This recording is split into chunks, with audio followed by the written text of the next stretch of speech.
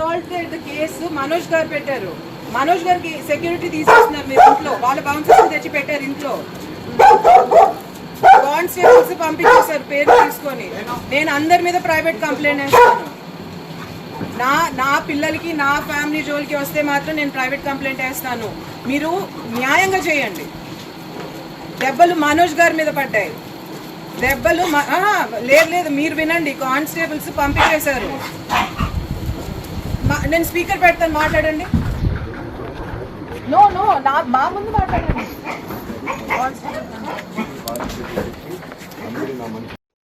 ఎంత మంచి నటుడివి నువ్వు. నీ భార్య మాటలు విని తాగుడుకు అలవాటు పడిపోయావు.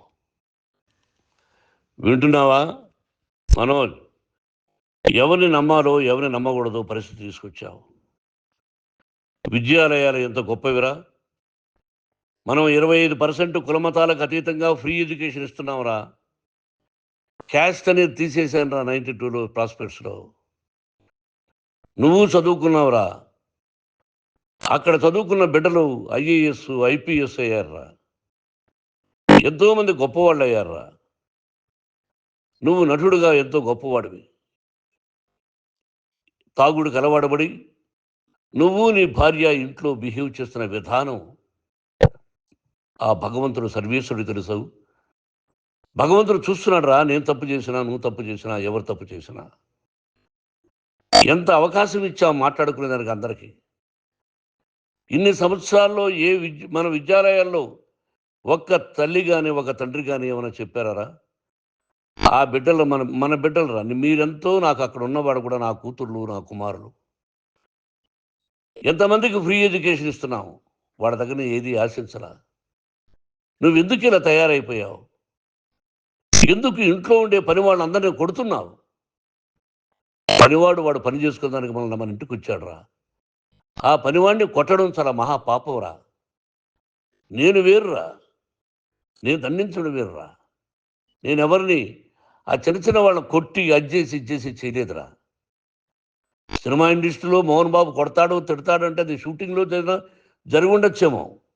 కానీ ఇంట్లో ఉండి 10 సంవత్సరాల నుంచి 20 సంవత్సరాల నుంచి పనివాళ్ళు ఉన్నారు.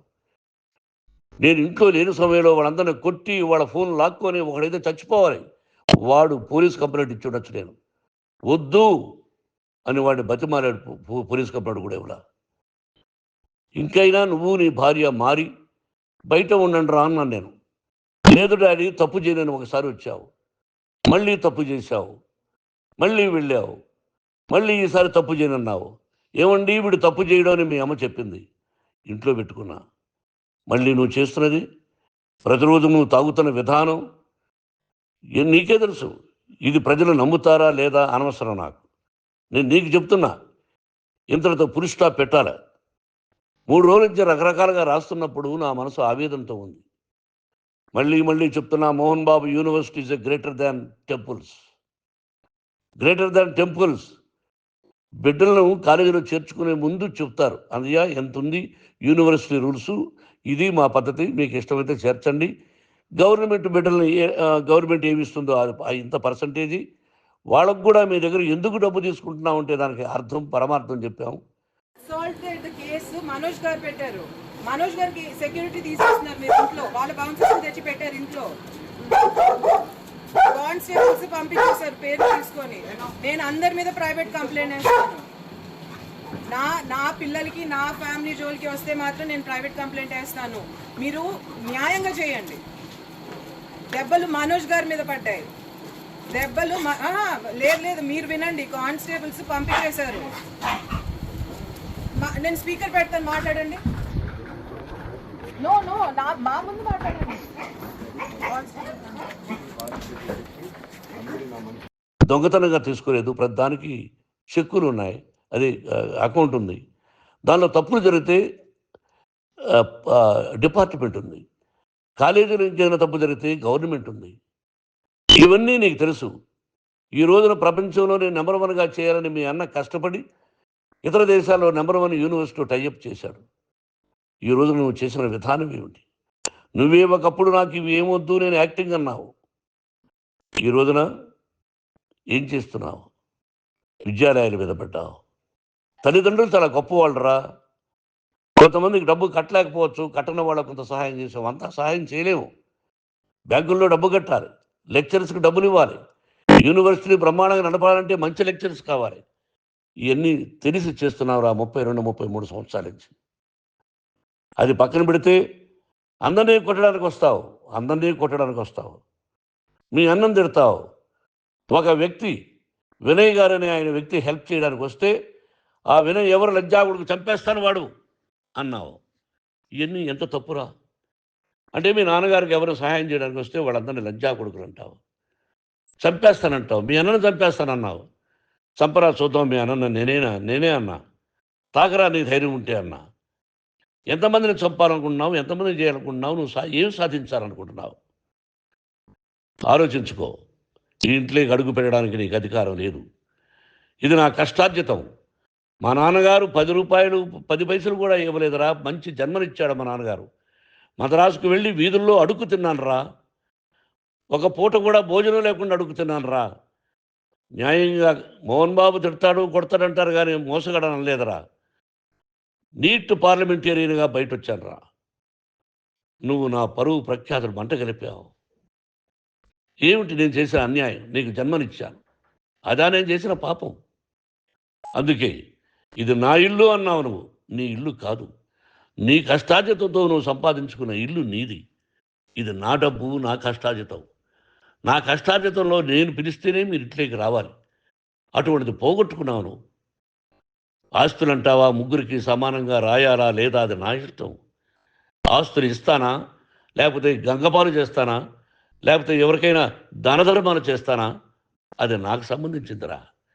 నా కష్టార్జితం రా. మీరు చేస్తున్న విధానం గుణగణాలు కావాలరా. మందు తాగచ్చురా. ఎంత తాగాలి? నేను కూడా 1 or 2 పెగ్స్ తీసుకుంటా. ఇది తప్పు కాదు, జనానికి తెలియాలి. నా డబ్బు ఇది.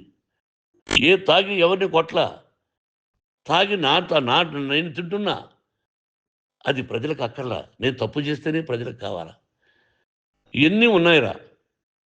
ఇవన్నీ తెలుసుకో. జర్నలిస్ట్ సోదరులారా, మీకు నా గతాన్ని తెలుసు, నా భవిష్యత్తు, నేను ఎక్కడి నుంచి వచ్చాను కూడా మీకు తెలుసు.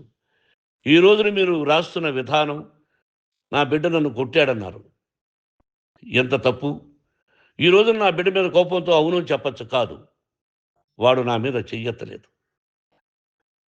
నేను ఘర్షణ పడ్డాం. ఘర్షణ వేరు, కొట్టుకోవడం వేరు. గాయాలతో హాస్పిటల్కి వచ్చి కుంటుకుంటుగా నడిచాడు. మళ్ళీ ఏమని పోలీస్ స్టేషన్కి వెళ్ళి చెప్పాడు. ఎవరో 2 ఉన్నారు, వాళ్ళిద్దరూ నా మీద దాడి చేశారన్నాడు. నా ఇంట్లో పనిచేస్తున్న వ్యక్తుల గురించి పోలీస్ స్టేషన్కి వెళ్ళి చెప్పవలసిన అవసరం అతనికి లేదు, హక్కు లేదు. పోలీస్ డిపార్ట్మెంట్ కూడా తెలుసుకోవాల్సిన విషయం. నా ఇంట్లో ఉండే వర్కర్స్ మీద నేను కంప్లైంట్ ఇవ్వాలి. నువ్వు పర్మిషన్ లేకుండా నా ఇంట్లోకి నువ్వు చొరబడి ఇల్లు నాదంటూ ఇంట్లో పనిచేస్తున్న వర్కర్స్ మీద కంప్లైంట్ ఇచ్చావు. అది ఎంతవరకు పోలీసు న్యాయమో రూల్సో చూద్దాం. పోలీస్ డిపార్ట్మెంట్ ఇంటికి వచ్చింది. వాళ్ళకి రాశాను ఉత్తరం, అయ్యా నేను సీనియర్ సిటిజన్ని, నాకు రక్షణ లేకుండా ఉంది, నా బిడ్డ వల్ల నా ఇంట్లో నుంచి నా బిడ్డను పంపించేసి ఇది నా ఇల్లని. వాళ్ళు నాకు సమాధానం ఇవ్వలేదు.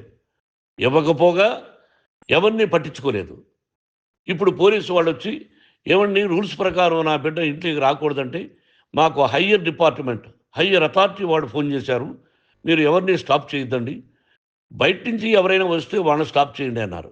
2 రోజుల నుంచి 10 మంది 20 మంది వస్తున్నారు. వాళ్ళు అలా చూస్తూ నిలబడ్డారు. వాళ్ళు ఫోటోలు తీసుకున్నారు, వాళ్ళ మీద మళ్ళీ వదిలేస్తున్నారు. ఎవరిని నిందించాలి? But I give respect to the police department.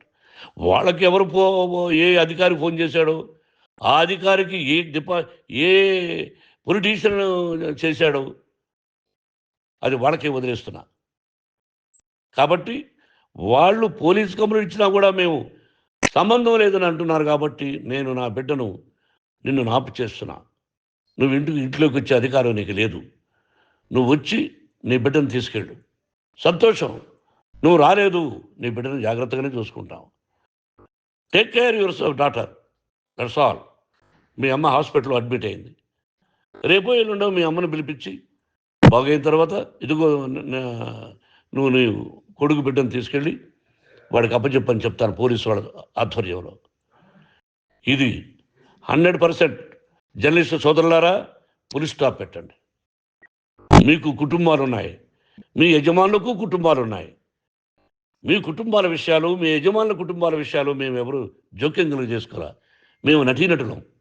మాది తప్పుంటే నటుడుగా నన్ను ఫెయిల్యూర్ అని రాయండి, నా నటన బాగలేకపోతే రాయండి. బట్ ఇంటి లోపల సందులో నుంచి చూస్తూ తప్పు చేస్తున్నామని ఉన్నది లేనిది ఉన్నట్టు రాయకండి. మీకు నా హృదయపూర్వక నమస్కారాలు. ఇన్ని రోజులు హృదయపూర్వకంగా ఎంకరేజ్మెంట్ చేశారు. ఆ ఎంకరేజ్మెంట్కు నమస్కారం చేసుకుంటూ I love you all. I love you police department. మీరు న్యాయంగా ధర్మంగా నడుచుకోండి, ఎవరికి తొత్తుల్లాగా ఉండొద్దండి అని మనవి చేసుకుంటూ నేను సెలవు తీసుకుంటాను. Thank you very much for all the journalist. ఇక్కడ ఫుల్ స్టాప్ పెట్టండి. Thank you very much.